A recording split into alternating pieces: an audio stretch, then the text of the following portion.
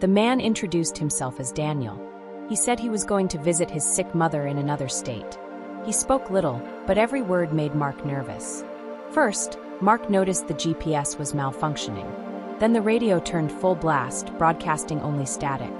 Then Daniel turned and asked, "Do you believe in ghosts, Mark?" Mark didn't have time to answer. The car stalled. In the headlights, he saw a girl in a white dress on the road. Mark Brennan had never believed in omens. 38 years old, a successful sales manager, a rational mind, a habit of relying only on facts and figures. That's why, when the GPS plotted a route through the Ozark National Forest, he didn't doubt for a second that he was on the right track. 150 miles of asphalt through a solid wall of trees, no gas stations, no phone service, but 3 hours of savings. A client in Springfield was waiting for him at 9 in the morning, and he didn't leave until 10 in the evening. He had to take risks. The road was deserted. Mark loved night drives, when he could turn up the music and forget about anything. He stepped on the gas, and the car obediently picked up speed. Pine trees, the occasional roadside post, and dead animals hit by someone before him flashed past the window. The moon disappeared behind clouds, and only the headlights pierced the darkness. Somewhere halfway through the drive, the sky finally collapsed. Rain poured down in torrents, a wall of water splashing onto the windshield. The windshield wipers were on full blast, but visibility was almost zero. Mark slowed to 40 and turned on the fog lights. The interior filled with a musty smell, so he rolled up the window and turned on the heater. About an hour later, when the rain had eased a bit, Mark noticed a figure on the side of the road. The man was standing in the pouring rain, giving a thumbs up. Mark cursed silently. He knew the rules: never pick up strangers. Too many crime stories began like this. But the guy looked harmless. Young, thin, wearing a regular denim jacket that was soaking wet. He was shivering from the cold. Mark hesitated for a second, then slammed on the brakes. The guy sat in the passenger seat, shaking water from his hair. He smelled of dampness and something else, a strange, sweet aroma reminiscent of old flowers in a dark room. Mark winced involuntarily.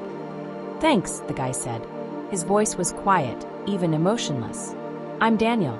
Can you give me a ride to the Greenwood turnoff?" "About 20 miles. "Mark," the driver introduced himself. "No problem."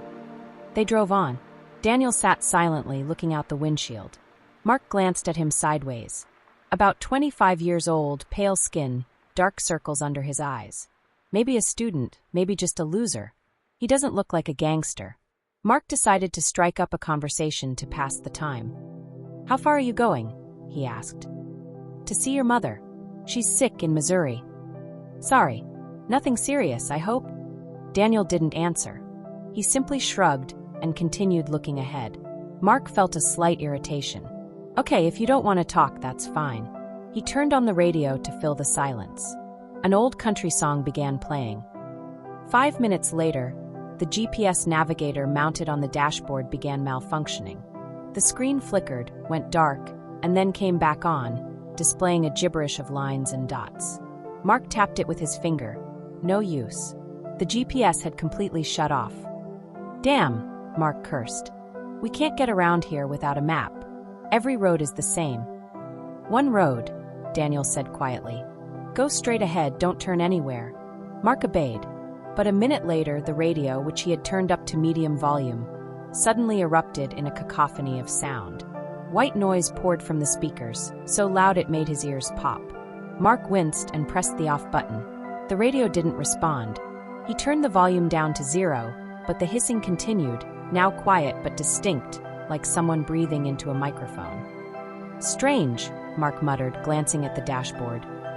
"Don't stop," Daniel said suddenly. His voice changed, becoming tense, almost commanding. "Whatever happens, don't stop." Mark looked at him. In the light from the dashboard, Daniel's face seemed unnaturally pale, almost translucent. His eyes glittered, but there was no life in them, only emptiness. "Do you believe in ghosts, Mark?" Daniel asked. Mark opened his mouth to answer, but the car suddenly jerked and stalled. The headlights went out for a second, then came back on, dimly illuminating the road. Rain pounded the roof, and in the drumbeat Mark heard footsteps. And then, in the headlights, about 15 meters ahead, a figure appeared. A little girl in a wet white dress stood right in the middle of the road, looking at them. Her long dark hair covered her face, her arms dangling at her sides. She didn't move, just stood there in the rain, which for some reason flowed around her, leaving her dry. Mark stared at her, unable to move. His fingers gripped the steering wheel, his foot frozen on the brake pedal. His heart pounded wildly somewhere in his throat. "Don't get out," he heard Daniel's voice. "Whatever happens, don't get out of the car." Mark tried to start the engine. The key turned, the starter hummed, but the engine was silent. The girl took a step forward, then another. She slowly approached, as if hovering above the asphalt. Mark noticed there were no puddles beneath her bare feet. Water stood everywhere, but the asphalt around her remained dry. "Who is she?" Mark whispered, not expecting an answer.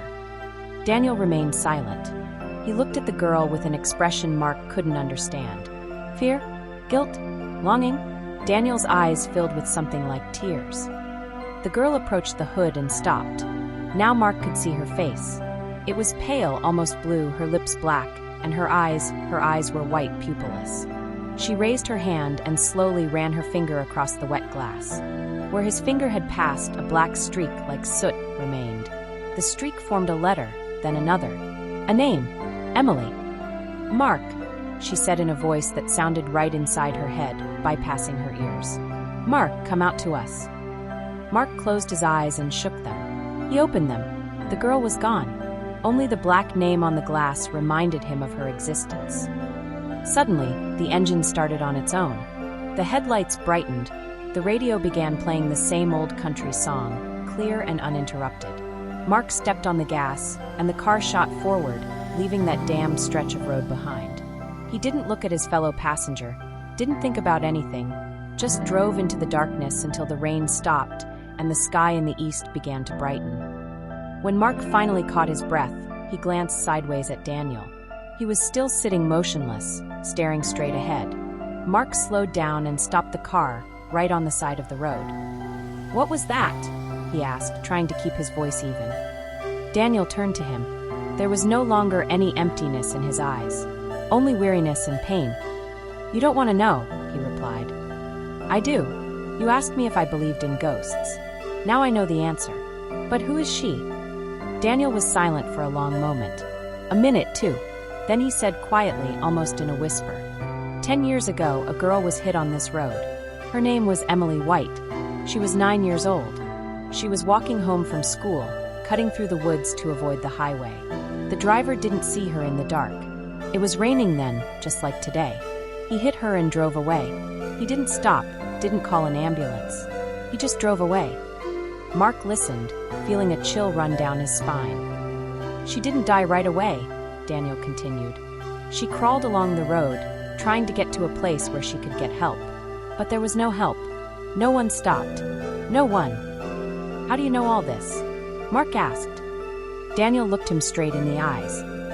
"Because I was that driver." Mark recoiled. His hand reached for the door handle. "I disappeared," Daniel continued. "I drove away and left her to die on the road. I thought if I left, everything would be forgotten. But it won't be forgotten. Not for a single day. For 10 years, I've been coming back here. Every night when it rains, I hitchhike to drive this stretch again. To see her again." Mark yanked the handle and jumped out of the car. The rain had stopped, but the air was damp and cold. He stood on the empty road and watched Daniel emerge from the passenger door. He slowly walked around the car and stopped a few steps away. "Why did you tell me this?" Mark shouted. "Because you saw her. You stopped when she appeared. You looked at her. Now she'll wait for you. Every night when it rains." Mark was about to answer when he suddenly noticed another figure standing on the side of the road behind Daniel. Short in a white dress. The girl took Daniel's hand and looked at Mark. Her eyes were now ordinary, human brown. She smiled. Mark jumped into the car and floored the gas pedal. In the rearview mirror, he saw the two figures growing smaller and smaller until they disappeared completely. He drove without slowing until he emerged from the forest. The lights of a roadside cafe appeared ahead. Mark parked, turned off the engine, and sat there for a long time, trying not to shiver. The cafe was warm and crowded, smelling of coffee and bacon. Mark ordered a double espresso and sat by the window, looking out at the dark wall of forest beyond. When dawn broke, he drove on. The meeting with the client had gone well, but Mark's thoughts were elsewhere. He kept remembering the white dress, the black lettering on the window, and Daniel's last glance. 3 days later, it rained again. Mark was at home, watching TV. Hearing the raindrops tapping on the glass, he shuddered and went to the window. It was pouring outside, the street lamps swaying in the wind, and under one of them stood a small figure in a white dress. She was looking up, right at his window. Daniel stood next to her. Mark recoiled, drew the curtains, and sat in the chair until morning, his eyes wide open. In the morning, the rain stopped, and the figures disappeared. The next day, Mark went to the police. He told them everything, about Daniel, about the girl, about the accident 10 years ago. The sergeant at the desk listened with polite indifference, taking notes and nodding. Then he headed to the archives. "Mr. Brennan," he said, "according to our records, 10 years ago a girl died on a highway in the Ozarks. Emily White, 9 years old. She was hit by a car, and the driver fled. The case remains unsolved. But the man you described, Daniel Thompson, he committed suicide a year after the accident. He hanged himself in the garage. He left a note confessing to the murder." Mark walked out of the station, on unsteady legs. The world had turned upside down. He was giving a ride to a dead man who had spent 10 years searching for redemption. As Mark got into the car, it started to rain again. He looked at the sky, at the gray clouds, and suddenly realized he had to go back. He had to go to this highway, find this place, find answers. He turned the car around and headed toward the Ozark forest. The road stretched like an endless gray ribbon. The rain grew heavier and lighter, but never stopped. Mark drove slowly, taking in every detail. And then he recognized this place. An old oak tree with a forked trunk, a fallen sign. He stopped, turned off the engine, and stepped out into the rain. The forest stood like a dark wall. Mark walked along the road, searching for the path he had noticed that night. It was there, overgrown with grass, but still discernible. He entered the forest, and a few minutes later emerged into a clearing. In the middle stood an old church. Ruined, its roof collapsed, overgrown with moss. The door hung by one hinge. Mark crossed the threshold and froze. Inside, where the altar had once been, stood two people, a girl in a white dress and Daniel.